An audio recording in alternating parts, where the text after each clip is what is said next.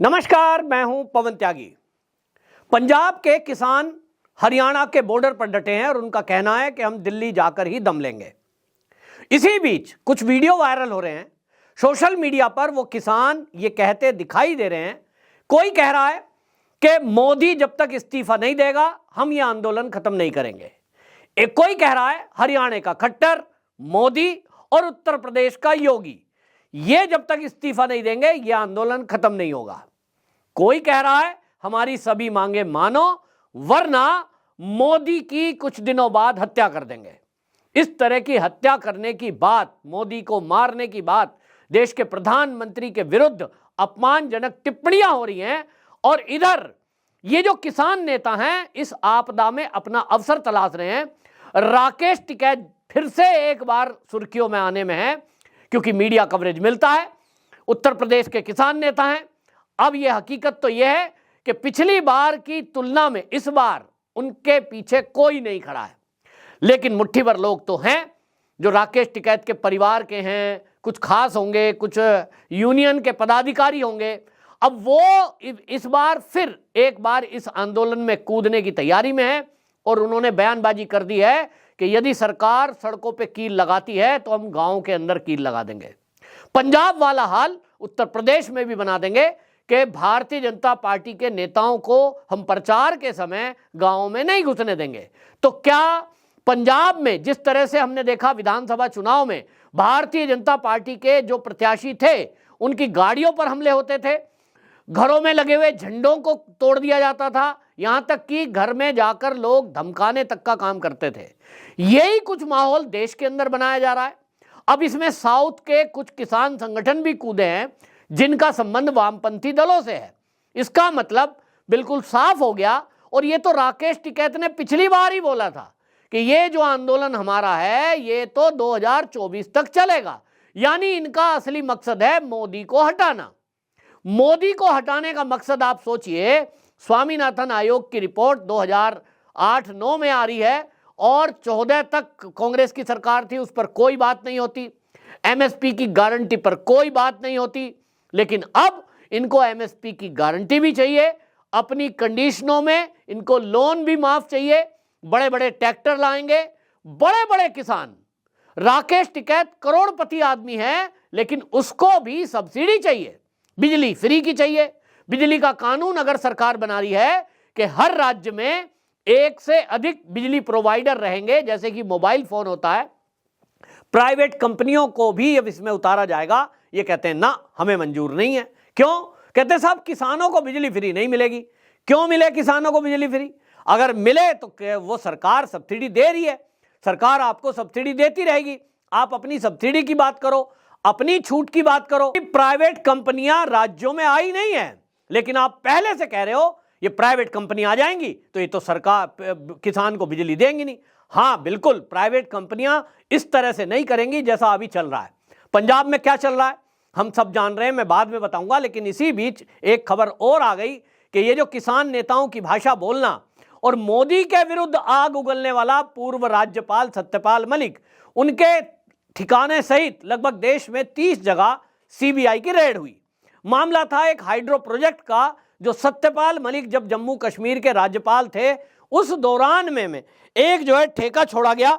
और आपको बताएं कि ये जो है जे&के में 23 अगस्त 2018 से लेकर 30 अक्टूबर 2019 तक ये सत्यपाल मलिक राज्यपाल थे। और वहां जो है 300 करोड़ का एक प्रोजेक्ट था, उसमें 2019 में 2 फाइलों को पास करने की एवज में सत्यपाल मलिक का दावा हुआ कि मुझे 300 करोड़ रुपए की रिश्वत का ऑफर हुआ। अब इनका आरोप है कि वो 2 आरएसएस के लोग थे, आरएसएस के एक व्यक्ति मेरे पास आए, फिर उन्होंने कहा आप इसको देख लेना, मैंने वो साइन नहीं करे। उसी के बाद से मुझे राज्यपाल पद से हटा दिया गया और उसके बाद से मुझे परेशान किया जा रहा है। सवाल यह है कि यह मामला ऐसे है या जो सूत्र हैं सीबीआई के वो ये बता रहे हैं कि सत्यपाल मलिक के पास ये 2 फाइल गई, इन्होंने रिश्वत मांगी, मामला ऊपर गया और जब ऊपर तक गया तो इनको ऊपर से फटकार लगी और राज्यपाल पद से हटा दिया गया। अब कौन सच है कौन गलत है ये तो कोर्ट तय करेगा, ना सीबीआई इसको तय करेगी, ना आप और हम तय कर सकते हैं। सत्यपाल मलिक हो सकता है झूठ बोल रहे हो, उनका अपना स्वार्थ है। जिस तरह से वो हमने देखा कि जो कुश्ती महिला थी उसकी खिलाड़ी, उसके पक्ष में ये बोले थे, बार बार पुलवामा अटैक के मामले में वो भाषा बोलते हैं जो पाकिस्तान बोलता है। तो सवाल उठता है, अब सीबीआई के सूत्र कह रहे हैं कि भाई इनको पहले से ये पता लग गया, क्योंकि जैसे ही इनकी ये कंप्लेंट हुई, जो सूत्रों की माने, मैं सूत्र शब्द इस्तेमाल कर रहा हूं, कंफर्म नहीं है, कंफर्म तो कोर्ट में जाके तय होगा जैसे मैं कह रहा हूं, लेकिन जो सीबीआई के सूत्र हैं वो ये कह रहे हैं कि सत्यपाल मलिक के पास 2 हाइड्रो प्रोजेक्ट की फाइल गई, उसमें Kiru hydro electric power project HIP, उसका सिविल वर्क का ठेका था 2200 करोड़ रुपए का। दूसरा Chenab valley private power project का था मामला, और दोनों मिलाकर के 300 करोड़ की वो फाइलें थी, लेकिन इन्होंने उस पर कटमनी मांगा, यानी अपना कमीशन। अब जो ये कंपनी वाले हैं, जो ये ठेका लेने वाले थे, इन लोगों ने इसकी कंप्लेंट इनकी दिल्ली में कर दी गृह मंत्रालय को कि साहब मोटा पैसा मांगा जा रहा है। उसके बाद इनसे पूछा गया तो मना करेंगे ही, लेकिन इतने में कौन गया, कौन सी फाइल दी, क्या हुआ, इस चीज के ही सबूत सीबीआई इकट्ठा करना चाहती है। और इसलिए पहले भी एक बार रेड पड़ चुकी है। इनके जो OSD हैं KS राणा, इनका ड्राइवर, इनके काम करने वाले, आसपास रहने वाले, उन सबसे सीबीआई पूछताछ कर रही है। मकसद यही है कि जो कंप्लेंट है उस पर ये देखा जाए। अब ये कह रहे हैं साहब कंप्लेंट तो हमने करी। जो KS राणा है इनके OSD, वो कह रहे हैं जी ताज्जुब की बात है, शिकायतकर्ता के घर पे ही छापे मारे जा रहे हैं। ऐसा ही होता है। मैं आपको एक किस्सा और याद दिलाता हूं, आपके शायद जानकारी में ना हो। आपको याद होगा महाराष्ट्र के अंदर पिछले कुछ दिनों पहले शाहरुख खान का बेटा आर्यन खान ड्रग पार्टी के नाम पर पकड़ा गया। पकड़ने वाला कौन व्यक्ति था? पकड़ने वाला जो व्यक्ति था वहां पर NCB का तेज तर्रार अफसर था, और वो तेज तर्रार अफसर जो था उसके खिलाफ ही समीर वानखेड़े के ये आरोप लगा दिए गए कि साहब ये रिश्वत मांग रहा था, और रिश्वत में इन्होंने रिश्वत तय कर दी, 50 लाख एडवांस ले लिया, रिश्वत 25 करोड़ की तय हुई थी, और इसलिए डिपार्टमेंटल इंक्वायरी कर दी गई। अभी मामला खुलकर सामने आ रहा है कि उस मामले में जिसमें समीर वानखेड़े को दोषी बताकर उनका ट्रांसफर कर दिया गया, बल्कि ED में केस कर दिया, डिपार्टमेंटल इंक्वायरी कर दी।